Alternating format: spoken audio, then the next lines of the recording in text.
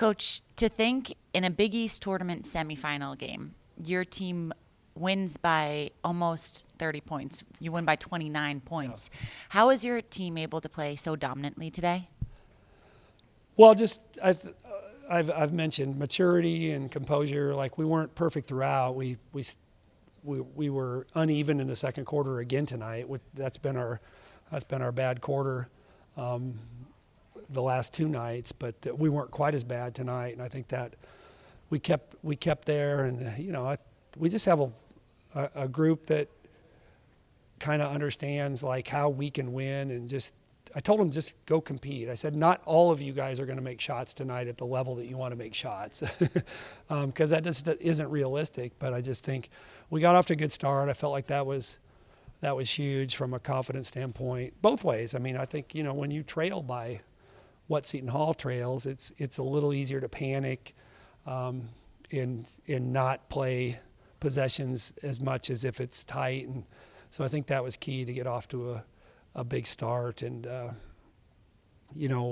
thought our half-court defense was good. I mean, we talked about not sending them to the line. They went to the line 26 times last night. So we talked about just being vertical, and I thought that was a good thing too. And then it did get out of hand late because I thought our bench did a good job, and I think I think it doesn't hurt that we got off the floor earlier than them last night. I felt like we were maybe the more rested team in the second half, or just had a little bit more juice. Tomorrow, your team is playing in the Big East tournament final, the first time for your program since 2016. And when you think about this core unit that got you there, you mentioned it a little bit before, but a moment for your players to finally get to the title game. Right. How happy are you for this group that they've finally got this opportunity to have the chance to play for a Big East title?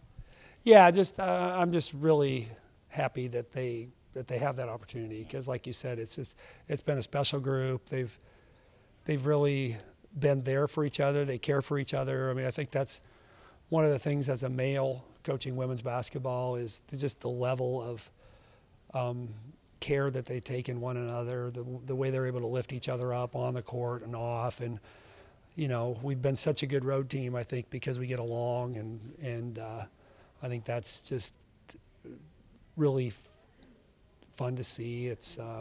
And so I'm just really I'm proud of them, because I think they've taken our program to a different profile than we've ever been, we've ever had. And I've told them that their legacy is going to be probably unique to any group that we've ever had in our program, and that's because of them. So to have the opportunity to get to play UConn tomorrow night for the Big East Championship is special.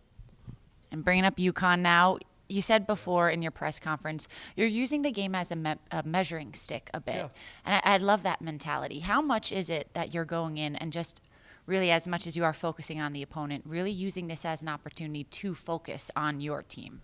Yeah, I think that's what it is. I mean, I was a philosophy major in college, and philosophy 101, sport philosophy 101 is the greater your opponent, the greater your opportunity for excellence. So because they're going to stress you in ways that teams that are less excellent are going to stress you. We're going to be stressed tomorrow night in ways that are going to be unique and different on top of the crowd. UConn's a great basketball team, but they're also going to have 99% of the people in attendance. And but that allows you a greater level of excellence. And whether you win or lose, right? I mean, you're going to be tested in a way by a great team that you aren't by a lesser team.